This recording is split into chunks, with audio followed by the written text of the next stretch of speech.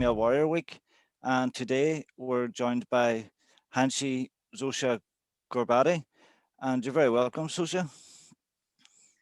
Thank you. Thank you for having me. Thank you. And I know you originally started in yoga way back when you first started training, and how did you get started in yoga? Oh, wow. Okay. So I live in California now, but I grew up in New York. And in 1966, a man named Swami Satchidananda came to New York. And he was the founder of the Integral Yoga Institute. And at that time, nobody really was doing yoga, except maybe the Beatles. Yeah. And Swami Satchidananda somehow connected with a group of us who were attending college at the time, and he opened up a little yoga studio in his house, and a bunch of us started training with him. And it was a time of peace and love, and we were all searching for something, and he seemed to offer it to us, and that's how I got started. Excellent. A decade later, you took up the martial arts as well. What caused you to add the martial arts to your yoga and kind of continue on that path? So how did the transition happen? About 10 years later, I was very gregarious. I was young and gregarious and did a lot of things in my life that could have caused me a lot more problems, but I was lucky to survive. And at the time I was going to my yoga classes at a health club, and they were offering karate there.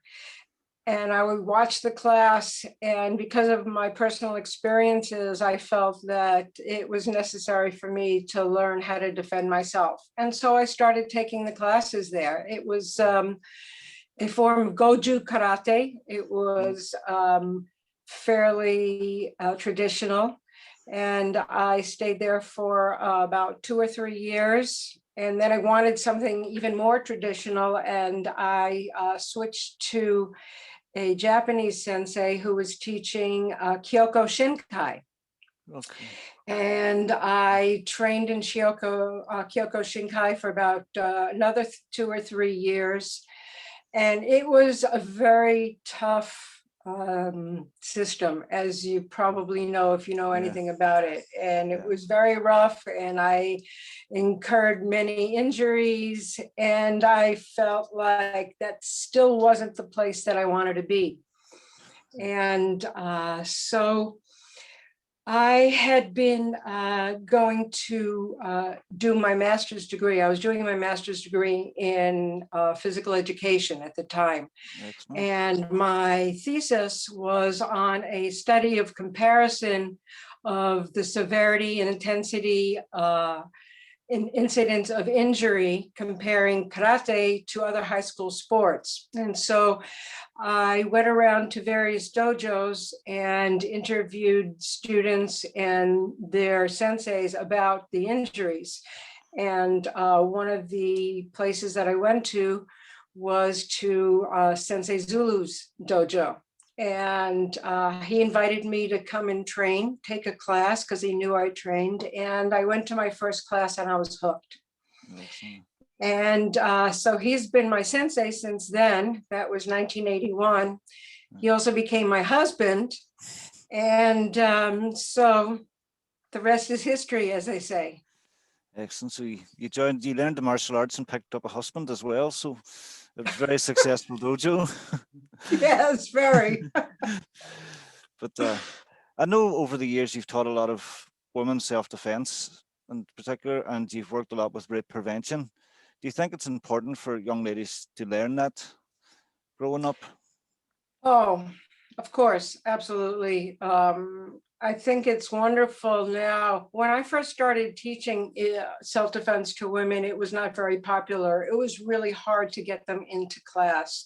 Yeah. And since then, a lot of changes have happened. And I think women are finding that they want to be more empowered. They want to learn how to defend themselves. Young women especially are coming up and getting involved. And I have been involved with 3 women's organizations for the last almost 40 years. And all of them have given me the opportunity to empower young women, girls, older women, women of all ages. That's the National Women's Martial Arts Federation, the Association of Women Martial Arts Instructors, and the Pacific Association of Women Martial Artists. And those are the 3 big organizations in the United States. Yeah. That have been involved in training women and girls. Yeah, excellent. 3 fantastic organizations too, I must say. And do you find that there is more women training in martial arts now than there was maybe 20, 30 years ago? No question about it. When I first started, there were very few women training, and a lot of the dojos, unfortunately, the men there didn't want to train with women, or they didn't want to train women. So if you came in, all they would do is put you in the corner and have you do your forms or your katas. And a lot of women were discouraged by that. Then there was a lot of sparring sometimes and a lot of injuries. So it was a lot tougher at the time. And now women are so much more accepted. There are a lot of women that have their own dojos now and are teaching, as well as men have realized that you have to have both sexes in your dojo to have a balanced dojo. So I think a lot of men are more accepting of women, even though they're not really quite sure how to train women, because it's a whole different psychological ball game when you start. It is. And do you think there's a different mindset needed to instruct women opposed to men? Do you think you need a different approach to it? In a way, because women aren't used to the rough and tumble kind of stuff that men are used to when they're boys, although it is changing a lot. When I was young, we didn't have what's called Title IX. Title IX in the United States allowed women to compete in high school sports. When I was coming up, there were no female teams of any sort, no basketball, no football, no volleyball, no teams. And so we were very restricted to playing dolls and all that kind of stuff. Now, women are much more gregarious. The young girls are all playing soccer, they're playing football, they're playing all kinds of different team sports. So it's a lot easier for them to then transition into, maybe doing martial arts as well. But when you talk about self-defense and empowering women, I think women need a little different kind of psychological approach. A lot of women don't have the kind of confidence that they need to be successful in a self-defense situation or in a martial arts situation, period. Yeah, so, approaching them a little differently sometimes. Yeah, I know even from I've started training in martial arts now, it's about 20 years ago. I remember my sisters growing up were big into dolls and prams, and now my daughters are all asking for bow staffs and nunchuck. So it's a different mindset. There's a lot more equality now, I think, but I think there's still a lot of room for more equality throughout the martial arts. Would you agree with that? Or? There's always room for more equality on all levels, male, female, as well as all the other levels that we talk about. Quality is something that we strive for in life. Will we ever find it? I don't know, but yeah, we can it's a keep difficult trying. question. We That's a can keep loaded trying. one. Definitely. And what do you think the benefits are of training in martial arts and the benefits outside the dojo? Benefits of training in martial arts. I tell you, one of the things that, especially during this year of pandemics, where we were all so isolated, I was really grateful for my martial art training because it gave me ability of self-discipline, of patience, of being able to train by myself. I didn't need to train with anybody. I guess in some dojos, they don't really teach you how to train by yourself. In my particular style, one of the strengths of our style is we try to give our students, especially our black belts, the ability to train yourself through various exercises and drills so that you don't have to rely on your teacher or anybody else to be there. So I think martial arts, the discipline, the ability to focus, it carries over onto your entire life. Martial arts is more than kicking and punching that we all know when we train for a while. But it takes time to develop that. It's not something that you can just snap your fingers and walk into a school and, how long will it take me to get my black belt? Well, you can go around the corner and buy one, save yourself the trouble. Yeah. I've had so many people come in and want the black belt in a year or 2 years. I think a lot of young students now especially kind of need to realize it's a lifelong journey, and you should never stop learning. There's always more to learn out there. And Absolutely. I think that is lost a lot in our society. We have fostered so much of immediate gratification instead of trying to foster the idea of devoting yourself to something for a period of time so that you really put a lot of work so you get the benefit. One of my Tai Chi teacher always said 1 hour practice is 1 hour benefit. And so I always remember that, the more you put in, the more you get out. And that's the same for anything. Unfortunately, it hasn't been stressed enough, nowadays. Too much immediate gratification, not happening. It's not happening. It won't happen. no, I think it's just the lifestyle's changed, and it's just people can't dedicate themselves to think one thing for a lifetime, really. But I know you mentioned the pandemic there, and it's had a big effect on martial arts and other sports across the world. But Yeah. do you think technology is playing a big part, and do you think that'll continue after everything goes back to normal? Well, first of all, I don't know if we're going to get back to what normal was. We all want to get back to normal, but I'm sure I think normal is going to be a little bit different. I know many dojos have had to close right now. We happen to have my husband has developed his system. He's 82 years old and he's been training since he was 10. He grew up in Harlem.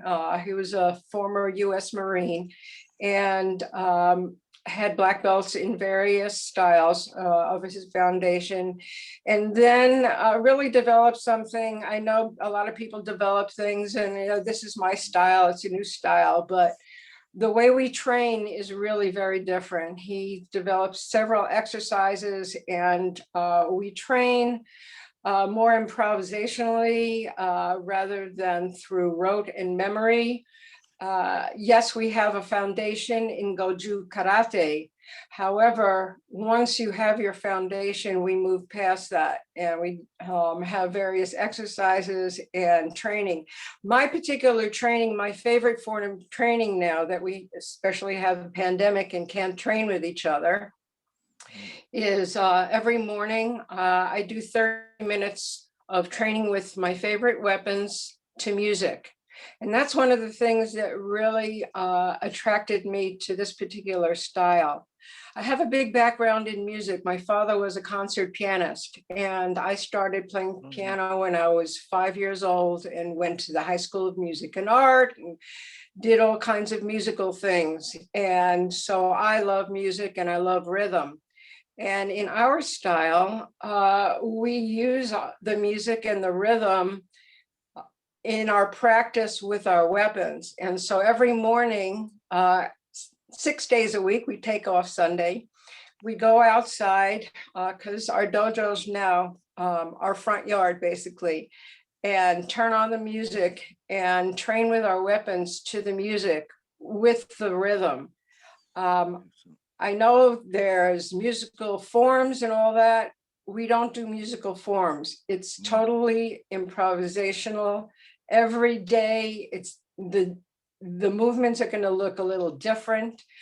And one of the purposes of that is not only to be able to control our own rhythm, but to be able to adjust to whatever situation happens, because in a real fight, you can't do a kata.